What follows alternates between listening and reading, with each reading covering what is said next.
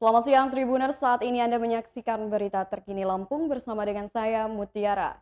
Kami akan menyajikan informasi menarik dan terkini untuk Anda dari berbagai daerah di Provinsi Lampung. Dan inilah berita terkini selengkapnya. PNS di Lampung dilarang bepergian pada libur Natal dan Tahun Baru. Pemerintah Provinsi Lampung melarang pegawai negeri sipil pada liburan Natal dan Tahun Baru untuk bepergian. Hal tersebut disampaikan oleh Sekda Prof Lampung Farizal Darminto kepada awak media pada Senin 1 November 2021 usai menggelar briefing gubernur kepada seluruh pejabat kepala OPD di Rupatama Kantor Gubernur Lampung. Kalau untuk penyekatan Nataru nanti melihat kondisinya dan jika masih aman nanti tinggal koordinasinya. PNS tidak diberikan izin untuk menyeberang, kata Fahrizal. Selain itu untuk masyarakat luas pihaknya akan berkoordinasi dengan ASDP dan Satgas COVID-19. Gubernur Lampung juga mengingatkan masalah disiplin PNS terutama disiplin supaya tetap menjalankan prokes meskipun sekarang sudah melandai kasus COVID-19. Dilanjutkan saat briefing ditekankan pada akhir tahun tidak ada yang cuti dan tidak boleh bepergian ke luar daerah. Gubernur Arinal juga menekankan untuk dirinya dan pihaknya tidak perlu euforia meskipun wabah COVID melandai dan juga harus tetap disiplin prokes. Lalu diharapkan semua seluruh OPD untuk bisa mencapai kinerja yang lebih dimaksimalkan. Jangan sampai nanti di Desember ada program yang belum selesai. Diharapkan juga agenda kerja gubernur benar-benar menjadi prioritas bagi Satker dan ASN tidak boleh melanggarnya. Karena akan ada pengawasan yang berjenjang bagi yang melanggar nanti diberi sanksi karena dinilai tidak taat kepada aturan. Berita selanjutnya, anggota polisi perampas mobil mahasiswa resmi dipecat. Bribka Irfan Setiawan, oknum anggota Satsamapta Polresta Bandar Lampung yang terlibat kasus perampasan mobil milik mahasiswa resmi dipecat. Pemecatan terhadap Bribka Irfan Setiawan secara resmi dilakukan dalam upacara pemberhentian tidak dengan hormat di lapangan apel Mapolresta Bandar Lampung pada Senin 1 November 2021. Menjadi inspektur upacara, Kapolda Lampung Irjen Pol Hendro Sugiatno menyampaikan bahwa setiap pemimpin tentu tidak menghendaki bawahannya untuk dipecat. Namun hal tersebut harus dijalankan agar institusi Polri tetap berdiri dan mengabdi kepada masyarakat. Semua ada aturannya yang boleh dan tidak boleh dilakukan, semua aturan itu harus ditaati dan diikuti. Oleh karena itu Hendro berpesan kepada seluruh jajarannya harus menjalankan aturan dengan baik. Konsekuensinya, anggota yang tidak menjalani aturan yang telah disepakati wajib dikenakan sanksi. Ketika pelanggaran itu terjadi, maka wajib diterapkan. Hendro mengatakan bahwa dirinya tidak akan ragu menghukum anggota yang memang bersalah. Menurut Hendro, setiap pimpinan dalam unit terkecil mulai dari tingkat Polsek hingga Polres dan Polresta sudah memberikan pemahaman kepada seluruh anggota tentang mana yang boleh dan tidak boleh dilakukan oleh anggota Polri. Namun Hendro mengakui tetap saja ada oknum yang melakukan pelanggaran. Dirinya melindungi rekan-rekan yang bekerja dengan baik, kasihan dengan mereka yang sudah bekerja dengan baik tetapi tercoreng akibat ulah oknum-oknum ini. Hendro juga mengajak semua anggotanya untuk menjunjung nama baik lembaga Polri dengan cara menjalankan tugas pokok dan fungsi sebagai pelindung, pengayom, dan pelayan bagi masyarakat. Hendro menambahkan selama periode Januari hingga November 2021, Polda Lampung telah memberikan sanksi PTDH kepada 19 anggotanya. Ke-19 anggota yang disanksi PTDH tersangkut berbagai macam pelanggaran dan tindak kejahatan. Berikut keterangan dari Kapolda Lampung. Pelanggaran-pelanggaran hukum. Jadi kepada anggota-anggota yang melakukan pelanggaran mulai dari kecil sampai yang besar tetap kita lakukan penegakan hukum mulai dari teguran sampai pemberhentian tidak dengan hormat. Bagi ini kita melaksanakan pemberhentian tidak dengan hormat pada anggota yang melakukan tindak pidana dan itu tidak boleh. Ya. tidak boleh dilakukan oleh anggota Polri. Karena anggota Polri adalah penegak hukum, menjaga harkam tipas, maka tidak boleh itu dilakukan. Maka tindakan tegas harus kita ambil, dan aturan-aturan internal juga ada yang mengatur hal itu, yaitu Perkap nomor 14 tahun 2011 tentang kode etik Polri, dan itu harus kita tegakkan ya untuk semua anggota Polri, terutama di Polda Lampung. Dan saya tidak akan ragu-ragu, dan saya tidak akan mundur selangkah pun untuk menegakkan aturan-aturan agar organisasi lembaga Polri ya di Lampung itu berjalan sesuai dengan tugas pokoknya, memberikan perlindungan pelayanan yang terbaik kepada masyarakat di Bandar Lampung. Dan semua saya yakin mengingat. Berita selanjutnya, tim Densus 88 Mabes Polri amankan terduga teroris di Pesawaran. Polda Lampung membenarkan penangkapan terduga teroris di Desa Bagelen, Kecamatan Gedong Tataan, Pesawaran. Hal tersebut diungkapkan oleh Kabid Humas Polda Lampung, Kombes Pol Zahwani Pandra Arsyad pada Senin 1 November 2021. Menurut Pandra, tim Densus 88 Anti Teror Mabes Polri menangkap 1 orang terduga teroris. Tim Densus 88 Mabes Polri melakukan giat penangkapan terhadap 1 orang terduga tersangka terorisme di wilayah hukum Polda Lampung. Pandra menjelaskan saat ini tersangka berinisial SU berusia 61 tahun masih dalam pemeriksaan.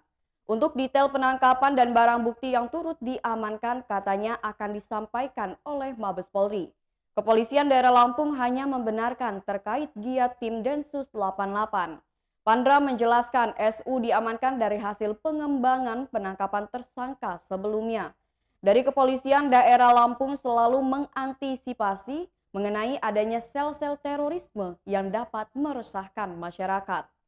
Tim Detsmen Khusus 88 Anti Teror Mabes Polri dikabarkan menangkap sejumlah orang yang diduga terlibat jaringan terorisme.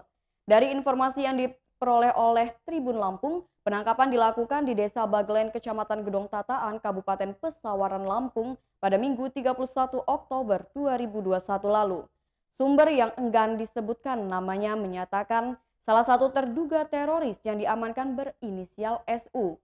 SU ditangkap Densus 88 karena diduga terlibat jaringan teroris atau kelompok Jamaah Islamiyah.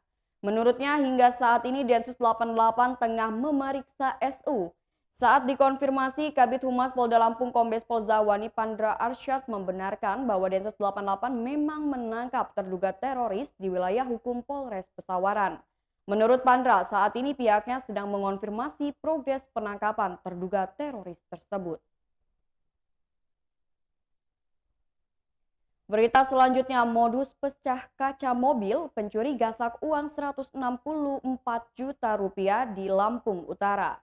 Anton Cawis Utomo berusia 30 tahun, warga Dusun 3 Margorejo, Desa Margorejo, Kota Bumi Utara, Lampung Utara, menjadi korban kejahatan jalanan modus pecah kaca mobil.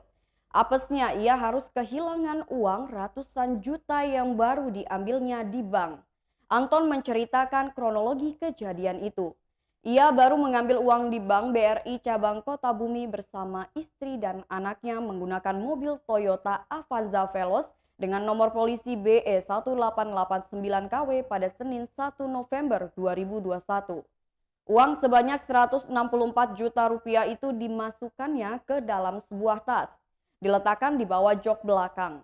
Anton menjelaskan uang itu rencananya dipakai untuk membeli karet.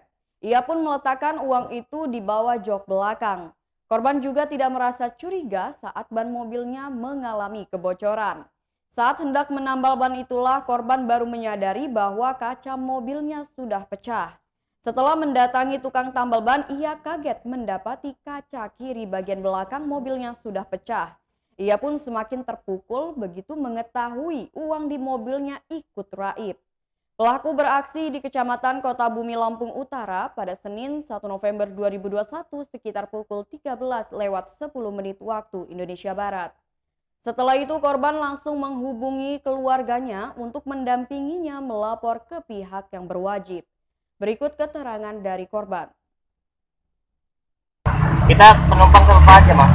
Ya sendiri aku, anak istri sama ibuku tak turunin di klinik Indra. Oh, mau kemana, Mas? Mau dari Bank BRI antarin anak berobat, mau pulang habis itu. Mau pulang, Mas? Berhenti sini kan mau nambal buat. Mau nambal ban? Itu uang apa mas? Uang apa ya? Uangku pribadi. Oh, pribadi ya, Mas ya? Mas nggak ngerasa ada yang ngikutin apa semuanya? Dari bank gitu ada yang ngikutin udah masuk nggak kerasa. Nggak ada. Dari bank mana kita tadi? BRI Bank BRI. Berapa total nominal yang hilang? 164 164 juta. Kita taruh di mana? Bang? di Jogja Belanda. Jok paling belakang. Oh iya. Kita seperti Bapak bagaimana Bang kronologisnya? Kronologisnya gimana? Tadi penyapuan terasa di tikungan Bayan. Ah, Langsung aku nyari tembal ban, anak istri tak turunin di klinik Indra. Ah. Aku berhenti di sini. Udah. Itu bisa pecah kacanya di gimana sama pelaku? Aku kurang tahu. Kurang tahu. Kejadiannya singkat pak. Singkat ya. Atau langsung dirampas saja ya. Siapa namanya Bang? Anton. Bang Anton. Kasih ya Bang ya. Rumah di mana, Bang? Di KTP enggak, Mas? Tak foto KTP di Gudang. Berita selanjutnya, petani di Lampung Timur diserang kawanan gajah liar hingga meninggal dunia. Sutikno berusia 55 tahun warga Tegal Yoso, Kecamatan Purbolinggo, Lampung Timur, tewas diserang kawanan gajah liar saat sedang berjaga dan menunggu tanaman jagung di kebun miliknya. Kepala Desa Tegal Yoso, M. Yani, membenarkan hal tersebut saat dihubungi pada Senin 1 November 2021. M. Yani menjelaskan kronologi kejadian. Saat itu korban bersama rekan-rekannya menunggu tanaman jagung pinggir hutan Waikambas karena hampir setiap malam gajah liar asal TNWK terus merangsek tanaman. Lalu tiba-tiba datang kawanan gajah liar yang menyerang Sutikno dan menginjak-injak tubuh Sutikno. M. Yani mengucapkan akibat kejadian tersebut, Sutikno tewas dengan patah kaki di bagian kiri dan meninggal di lokasi kejadian. Hasil dari kesepakatan keluarga almarhum, korban akan dimakamkan pada Senin 1 November 2021. M. Yani juga menuturkan kondisi malam itu cukup gelap di tengah perkebunan milik Sutikno. Kondisi malam itu gelap dan menurut keterangan dari kawan-kawannya, Pak Sutikno terpergok oleh gajah liar ditambah usianya yang sudah cukup lanjut jadi tidak bisa melarikan diri. Salah satu warga sekitar yang saat itu ada di lokasi adalah Eko berusia 38 tahun. Ia menjelaskan bahwa korban sedang melakukan penjagaan di ladangnya untuk memantau dari gangguan hama dan binatang liar. Tiba-tiba mereka yang juga menjaga ladang di dekat ladang Sutikno mendengar suara sepeda motor dari Sutikno. Lalu menurutnya tak lama warga mendengar suara raungan gajah. Eko mengatakan bahwa melihat 2 ekor gajah liar mengamuk di ladang Sutikno dan sepertinya menyerangnya. Berita selanjutnya, Jalinbar kilometer 32 Pekon Tambarejo Pringsewu tergenang air hujan. Jalan negara di ruas Jalan Lintas Barat kilometer 32 Pekon Tambarejo Kecamatan Gading Rejo tergenang setelah hujan deras mengguyur wilayah Bumi Jejama Secancanan pada Senin 1 November 2021. Genangan itu mencapai sekitar 10 cm sehingga mengganggu dan menghambat arus lalu lintas di ruas jalan nasional tersebut. Kepala Pekon Tambarejo, Supri, mengatakan, genangan yang terjadi kali ini belum seberapa besar karena baru awal hujan. Biasanya bila hujan terus-menerus datang kiriman air dari wilayah desa tetangga, di antaranya dari Pekon Wonodadi dan Pekon Wonosari. Ketinggian airnya bisa sampai 1 meter, akibatnya menghambat laju kendaraan di jalan tersebut. Dia menuturkan genangan air itu timbul akibat penyempitan saluran air. Menurut Supri ada gorong-gorong yang melintang di ruas Jalinbar.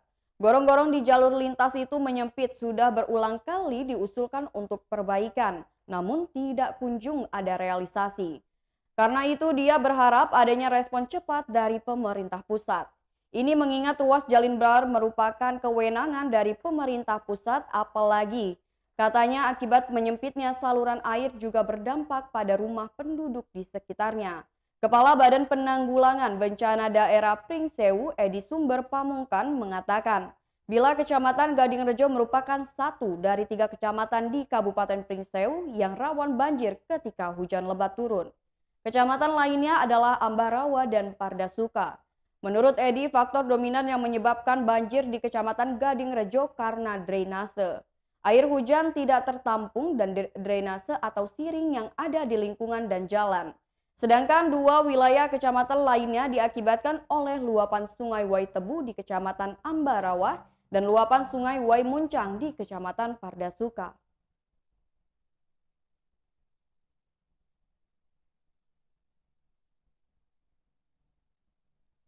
Baiklah Tribuners, itulah berita terkini Lampung bersama dengan saya Mutiara. Selamat siang dan sampai jumpa.